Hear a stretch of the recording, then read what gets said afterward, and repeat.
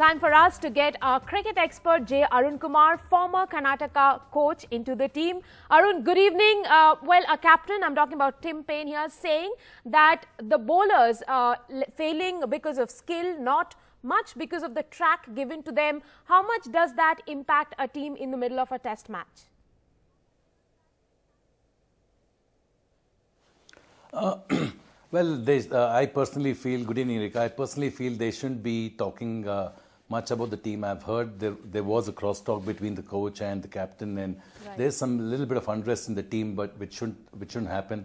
But in all, I think skills plus the conditions, looking at both of them, I think both are required in these kind of surfaces. We'll talk about Australian bowling a little later. We have also got to talk about Pujara and Pant. But before that, let me ask you, Australians ended the day without any damage. The Indian bowlers are also not getting much purchase from this wicket. Where do you see this match go? Well, as you, if you think about it, I'm sure Australians are emasculated by the amount of runs Indians have put on the board. Not to forget, the wicket's not offering much help laterally.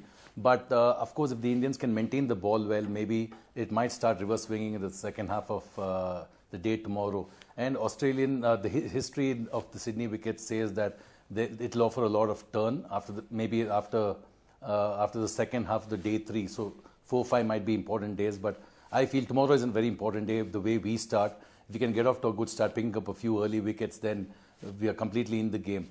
We are obviously looking at an innings victory or probably an outright win, but still I think India is in the driver's seat, and we need to, of course, maintain the ball well and bowl good and have attacking fields and bowl good areas. Arun, the Indians have 622 runs on board. Would you say that 3-1 isn't that far for us now?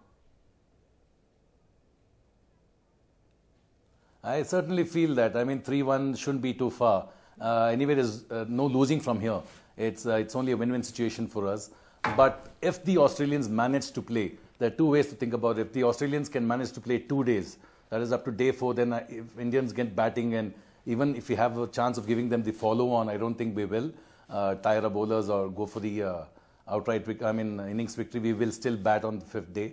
But on the other side, if they're willing to go hard and attack, because we have, 598 runs lead now, I think it really have attacking fields, and looking at the form of the batsmen of the Australians is not great at all. So we are completely in a chance of a win here. Right. We have our first caller of the day, Lakshmanan from Bangalore. If you can hear us, please go ahead with your question. Yeah, my question basically is, I've been following this match. I don't know what is the role of Ajinkya Rahane in this. I have not seen any scores from him except for a 70. And of course, KL Rahul, his role also is pretty questionable. So, what do you think are the selectors going to do? Right. You're a Bangalorean, you shouldn't be talking about KL Rahul. Anyway, it's a fair question. Everyone gets out of form in between. And Ajinkya Rahane has a major role to play because he's somebody who holds the fort. Apart from Pujara, he's somebody who can probably stay there for 4-5 hours. He's done that before for us. And along with him, of course, when you spoke about KL Rahul, it's sad that he's not in great form, but a little bit of break and come back to domestic cricket, get a few runs. I think they'll be back there. And they've proven themselves in the past to do well. And that's why the think tank is backing them. And of course, we as Indians should be looking at who are the best players in certain foreign conditions for us. And these two are the pick out. Right, Arun, before we go to our next caller, Ishan Kumar, let me ask you about the ones who are in form, and the one who's been in prolific form is Cheteshwar Pujara. He got out on 193. How disappointed would he be, and would you say that he was tired, hence gave away his wicket because there was a dropped catch and that might have resulted in his break of concentration? I'm sure he'll be kicking himself, but I certainly don't think it's a break of concentration because he's used to playing these kind of knocks. I remember even against Karnataka, he got a 100 against us and he played for about 7.5 hours. He's used to playing for more than 5-6 hours and carrying the bat throughout the day, but I don't think it was a fatigue factor. It was maybe the nervous 90s factor. He wanted to get to that double hundred quickly. I thought there was a good opportunity for him to go over the mid-on and mid-off because it was well within the wicket range. But maybe he was caught in double minds because he was in the 90s to play it on the ground or hit it in the air. Right. That's the reason I thought he got out and played straight to the bowler. But all in all, it was a fantastic knock from him, and I think he's left a huge impact on the others and the Australians in the future also. When we'll be playing them, we'll be a much more confident side playing Australia. Right. We have two callers back to back now, Ishan Kumar from Bhubaneswar and Wasim from Srinagar. Ishan, please go ahead with your question first. Good evening, sir. I have a question. Looking at the Australian batting side, we don't know, they are not having their batsmen like Smith and Warner at this point of time. So are the situation more favorable for India to clinch the series because of those two batsmen? They are not there for the whole series because of the previous scandals. So is it conditions are favorable for India for scoring this much run and not getting lost the match? They are not going to lose the match because the conditions are more favorable from the Australian batting point of sight because they have a weak batting lineup. Right, we understood your question, Ishan. Arun, will you take the question?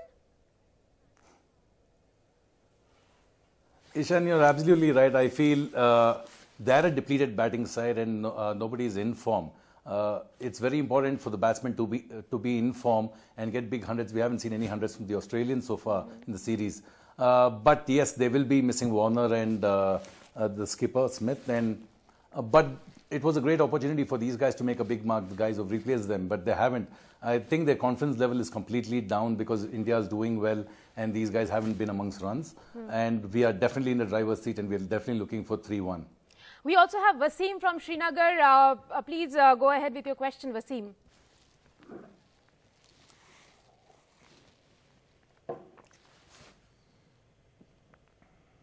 Wasim, if you can hear us from the studio, please go ahead with your question. Ma'am, I have a question for cricket expert. Yes, please. Sir, I have a question regarding Bhubaneswar Kumar. If we see the conditions in Australia are very swingy, the ball is very swingy, but Indian cricket team has not given a chance to Bhubaneswar Kumar. I think it is very injustice to Bhubaneswar Kumar. What is your view on that? Okay, he's asking whether the Indian selectors have not done justice to Bhubaneswar Kumar. It's not about doing justice, it's about rotation and who is doing well. And you can't be dropping Sami or any other bowler in that matter. Who will Bhubaneswar Kumar be replacing is the question. And you don't want to have 4 medium paces in a side, which gets very difficult. So looking at the team combination, and you have an extra batsman also in the team. They're playing what 6-7 batsmen now, including Jadeja, which when the batting runs deep. So Bhubaneswar Kumar, of course, he is a very good swing bowler, but they might be looking at what he can do with the old ball, the reverse swing. So when you look at that, Bumrah and Sami probably are the best at using the old ball, and maybe that's the reason the spinner got ahead of him. Right. Arun, the other talking point of the day was, of course, Rishabh Pant, his brilliant 100, that 159 not out. Now, does that secure his place in the team? And if it does, then what happens to Riddhiman Saha here on?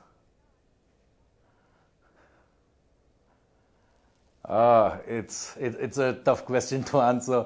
I mean, we all know Riddhiman Saha is the best with glove work. I mean, he's probably not the best in India, but in the world, he's one of the safest keepers. But when it comes to batting, yes, of course, Pant has proved himself, and he's left the selectors in a very bit of a tight spot, I feel. But you would go with Pant because he's done well with his bat, and of course, there's always scope for improvement. He's on probation period with keeping, but I think he has to work a little bit on his skills, and it's mainly confidence for a keeper. Once you start collecting the ball, once you get a couple of fantastic catches, you'll be in. And he's evolving as a keeper. We need to give him some more time. But since he's proving well in batting, I think he'll have the nod now. Perhaps it's the confidence that separates him from the rest right now. We also have our next caller, Shashi from Chennai. Shashi, please go ahead with your question. Yeah. Mr. Arun, thank you so much for this opportunity to call you and chat with you.